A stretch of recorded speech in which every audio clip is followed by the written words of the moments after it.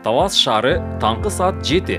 Бул убакытта Талас шаарынын тургуну Машакбай Рахманкулов күн сайын борбордук стадионду көздөй бет алат. Велосипедин тээп таңкы көнүгүүлөрү жасоого жөнөйт.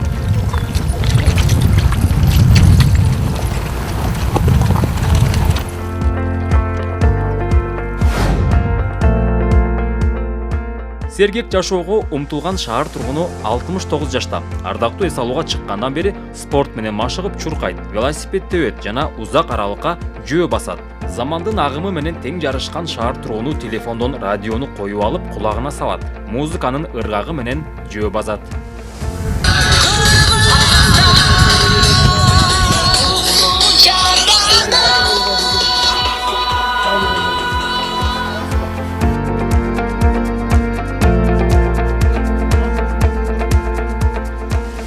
Тоғыз жаштагы шаар тургуну бир карасаң жай басат, бир карасаң зуулдаган бойдон бат-баттан кадам таштап жөнөйт. Машакбай Рахманкуловго колундагы спорттук шайманы жардам берет.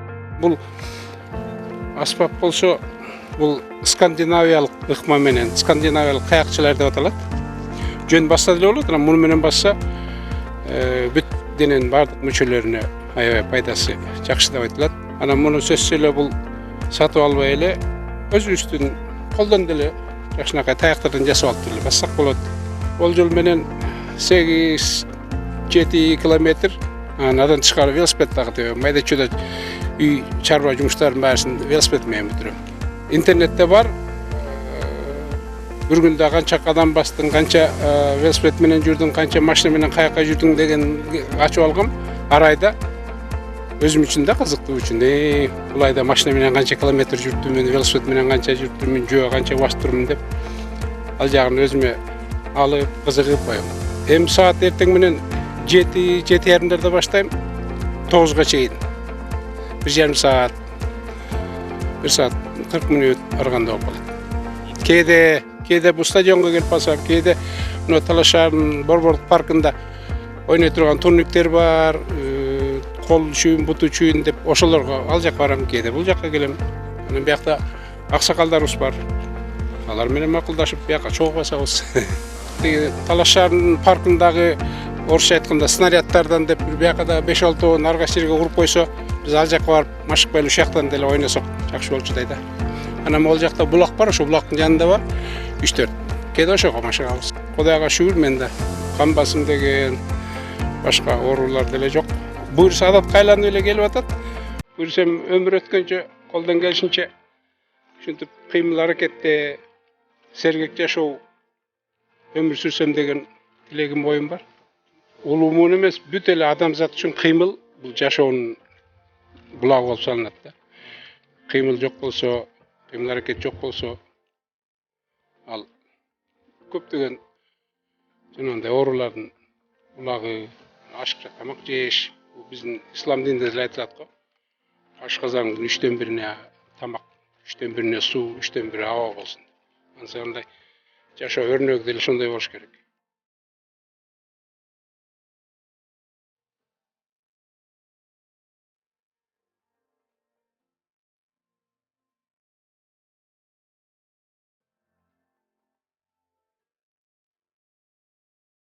Муну менен мынтип ойносо болот мынакей.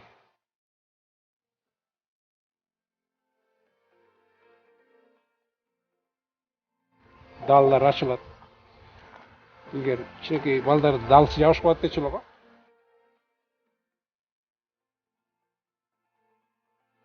Таяктын бир эле басканга эмес, ойногонго да пайдасы жакшы.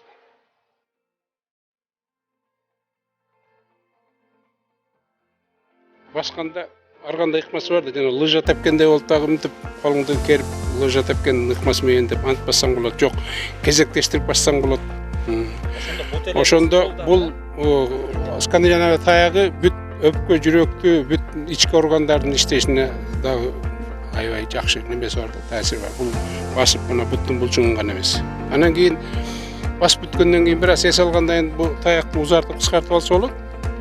Ошонун негизинде жанагынтип далларды ачкан көнүгүүлөр жасаса болот.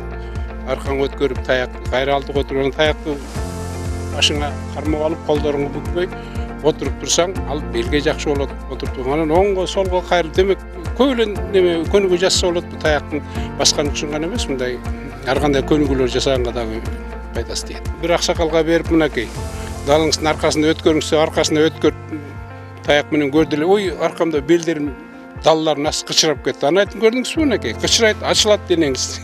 Бул дем алуучуга жакшы болот. Бир 4 круг стадионду 3 круг баскандан эле кышылдап калдым деп атпайбы? Бул саныңыз дагы азаят десем, деп ойлонуп кеттим. Мүмкүн кол менен жасап алабы же мындай сатып алабы көрөт да. Сергек жашоого умтулган Машакбай Рахманкулов тамак ашка дагы өзгөчө көңүл бурат. Стадионду 9-10 жолу айланып бүткөн соң ушул эле аймактагы булак суусуна жөнөйт.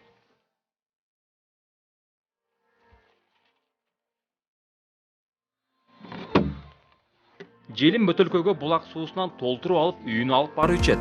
Айтымында бул булак суусу ден соолукка пайдалуу. Составы аябай жакшы да. Муну кайнатпай ичсе пайдасы көбүрөөк. Кайнатса ичиндеги составында кээ бир минералдар азайып калат да. Кайнатпай ичсе аябай жакшы. Бирок чай, кофе ичкенге аябай кайнатып ичесиң да. Үйдө 20 литрлик, анан бул 5 литрлик чоң канистрим бар. Үйдө суу төнүп калса, сууга атай келем. Анан кээде минтип эртеме стадион келгенде 5 литрлик бошоп калса муну ала келем. Үйдө крандагы суу неме техникалык сууду идиш айкалап пайдаланабыз да, ичкенге бир да пайдаланбайбыз. Ушак аябай көрүнүп калдык. Анан кошуна колоңдорубуз бар. Биздин баягы Ноорус, майрам сайрамдарда кезектешип чай ичмейбиз бар.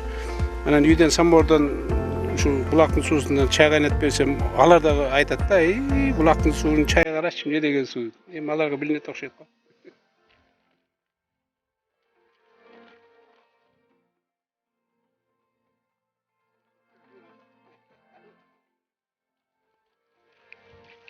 Бул аксакалдар дагы стадионго күнүгө келүүнү адатка айлантышкан. Чогуу басып, дене бойлорун жазышат. Таңкы таза абада, токой жээгинде басуу, жылуу пикир алышуу мындагы аталарга жаккан. Эң улуусу 79 жашта. Ал Кенжебек Саткынбаев. Карылыкка моюн сунбаган шаар тургуну өз курагынан жаш көрүнөт. Кыймылы дагы ылдам. Анан дагы ийилип, жерден ачкычты эңмей жайы бар.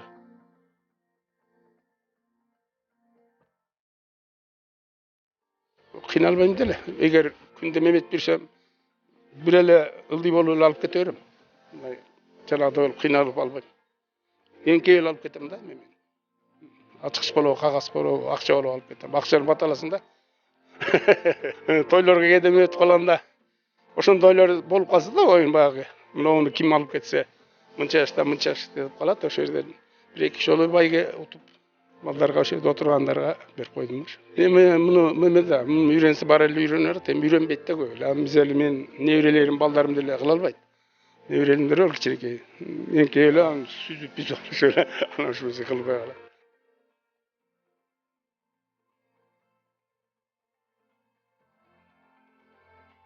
Кенжебек Саткынбаев узак аралыкка басып баштагандан бери өзүн жакшы сезип калган. Андыктан калтырбай стадионго күнүгө келип, ден соолугун чыңдап кетет.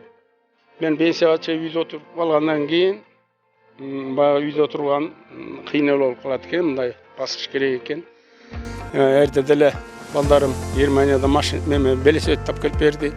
Велосипедтебиз баягы кичине зарядка алыңыз деп. Айрдын бери эле баягы кыргызбыз, эрте менен уй кошот, мал кошот, бүт эле эшикте же чуркай албайсың, же баса албайсың, уяласың дейм. Карта киши тиги спортсмен болуп кетти тигүүдөн сөз менен. Анан экинчи балам бул эски банянын жанында жашайт. Анан 2 жылдан бери ушул жака келип туруп калып жүрдүм. Анан ошол жака тургандан кийин ошо стадион жакын болуп калды да, мен ошон үчүн келдим ошо баланын үйүнө. Ошо стадионго бассамбы, ээнирээк баягы чурган. Ошо 2 жыл болду, 3-жыл. Болот, эмнеге болбойт? Адам барын кылат. Кылбайбыз да, жалкообуз. Кылса бары болот да. Биз эле озорсо өтүп мындай баскан эң жакшы да бул. Эч кимге кор болбойсуң да. Үйдө бала чакаңа да бала ата тур дегенче алдан мурун мен туруп кетип калсам карашып калбай берет. Мечитте намаз окуганда да баары менен жаштар көп эле таянып турат. Таянып үйдө турат. Мен ошо боюнча эле тик туруп кетип калам да. Анан кээде сурашып калат. Мемеде ишке талас каттап жүргөн сакал койбой жүргөм да. Мен ушу силерде эмес, менен жашыраак, мемелерде ал убакта жашыраак болчумун. Ошол катары эле эсептешип койчу мен картаңда ойлочу маселе. Кийин сакал жүргөндө сурашып. Кечеге канчага келдиңиз дейт. Мен қанша деп айтасың? 65-70-ке барайын деп қалса, деп қоямын. 80-ге барамын, әлі кері білмейді балалар.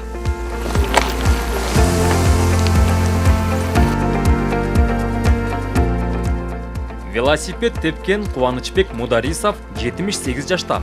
Чуркайт анан жөө дагы базат. Күнүнө 8-9 километрди басып өтөт. 18 жылдан бери ушул жерге келип таңында көнүгүүлөрү жасайт. Бирок шаар тургунунун бул жака келүүсүнө немец улутундагы коңшусу себеп болгон. 60-ка толгондо тизем ооруй баштады. Анан тизем ооругандан кийин больницага барып, врачтарга көрүнсөм, дары жазып берди. Аны сүйкөдүм. Укол ал деди, укол алдым. Жакшы боло алган жокмун. Анан карасам, мындай күнүнөн күнгө жакшы болбой баратат. Анан мен өзүм ушу мынагы Мурда Комсомол көчөсү, азыр Жаныбек Рыскулов көчөсүндө жашайм. Стадиондун жанында. Анан ошол жерде Давид деген бир немис чал бар болчу. Мына жакында 88-inde, 98-inde кетти. Ошо киши угуп калдым, буту шишип кетип больницага жаткан экен. Анын аяктан качып чыгыптыр деп. Ошо шишиги менен басып жүрүп, айыгып кетти таптаза. Аны ошону ойлодум дагы, ой, өзү көп жашаган киши экен. Жаны тынбай эле стадиондо аны муну кылып басып жүрөт. Мындан көрө мен да кыймылдайын деп, анан кийин стадионда баса баштадым. Канча жыл болуп калды басып? 60-ында бастам эсептеп көр, азыр 78. 18 жыл болду. Күнүгө 8-9 километр басчумун. Анан бутумда оорубай калды, бардыгы жакшы. Болгону өзүмдүн нормальный весимен кичине ылыйраак түштүм. Анан ден соолук жакшы. Аны ошондон бери басып келатам. Илгери айтышчы, кыймыл ден соолуктун мүлкү деп, аксакалдар. Анан кыймыл керек экен. Илгери ат минип жүрүшкөн, велосипед минишкен, ат минген кишилер карыганда аденема простатит болбойт экен. Мен муну көп кишилерден уктум. Анан жаш улгайган сайын ошо аденема простатит болуп калбайын деп, мына велосипедти күнүгө стадиондо тебемин, басамын. Азыр эми жашоо делеп калгандан кийин 8-9 километр эмес, где-то бир 5-6 километр басам. Жакшы, уйку тынч. Дагы өздүр саламаттыгыңыз баскан. Саламаттыгым ушул, ооруган жерлерим жок. Мен жашыма келгендер кээ бирөө баса албай жүрүшөт. Кыймыл бул ден соолуктун мүлкү деп бекер айтпаптыр да. Мына Кудай билет канча жашарымды. Бирок кыймылдап жүрсөм көп эле жашайм деп ойлойм. Анан доктурга дагы көрүнүп туруш керек. Давлением ченетип коем. Сал көтөрүлүп кетсе дары ичем. Ошондо сиздин убактыңыз деле жетпейт экен да, күнүгө таң атпай келесиздер, Жак. Эртең менен ушу 7:30-8-ке келем. Жайында күн ысыктарда 6-да келем. Стадионго. Анан эми бошмун да.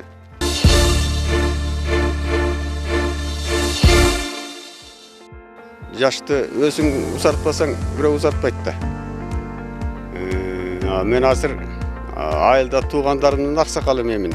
Айылда авторитет алайын деп сүт басып жүрүп. Чыйраак тың болоюн деп. Тың болоюн деп. Эми карыганда баары бир жаштыкты алат да чанан. Аракет кылыш керек ошого.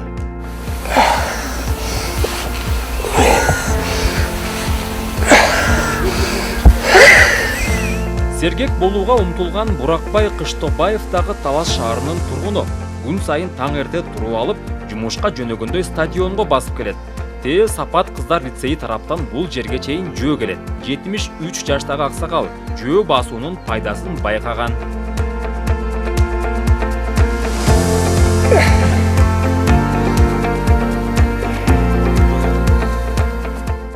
Надышка маябай көп болду. Аны ошо жерге келип, заниматься этип, басып эметкенден кийин адышка жок болуп калды. Канча километрден бери басып келесиз өзүң биринчи? Билбейм, ошо Себаттан бери бирөө 1,5 километр дейт, бирөө 2 километр дейт. Мен өзім аны эметпеде көрген жоқпын. Ошол кыймыл аракет болбосо болбойт экен жаш өтүп калган кезде. Мен баса албайм, анан күйүгөм деп жата берсең болбойт экен. Аракет жасап кичине өзүң тың болгонуң жакшы болот экен. Басып турганың, ордунан турганың жакшы да, же өзүң жеңил болосуң. Эми мындан аркы жаштар да кыйналбаса, азыр таңертең басып турганга жеңил сезесиң. Мурун бияка келбей эметип жүргөндө маршруткадан түшчү эмеспиз. Же такси, же базарга келсең деле маршрутка, же такси. Азыр ага түшпөйсүң, түшкүң да келбейт. Базарга чейин өзүм жөө берем, кайра жөө кетип калам. Жол кире эконом турбайбы? Ошол аксакал айтып, врачтага айтып, ошо аксакалдын эмеси менен көбүнчө ошо аксакалдын эмеси менен басып кеттим да бияка. 5:30-6-га жетпей чыгам иш кылып, анан ошондон келип берги бир аз эсарып анан тиги аксакалым келип калат. Анан экөөбүз анан басабыз ушу. 10:40-га чейин басабыз. Анан баягы билген эсте калган зарядкаларыбызды жасайбыз. Убакытты туура бөлүштүрүш керек. Мен картайдым деп, баса албайм, айланайын деп жата берген болбойт. Кыймыл аракет керек.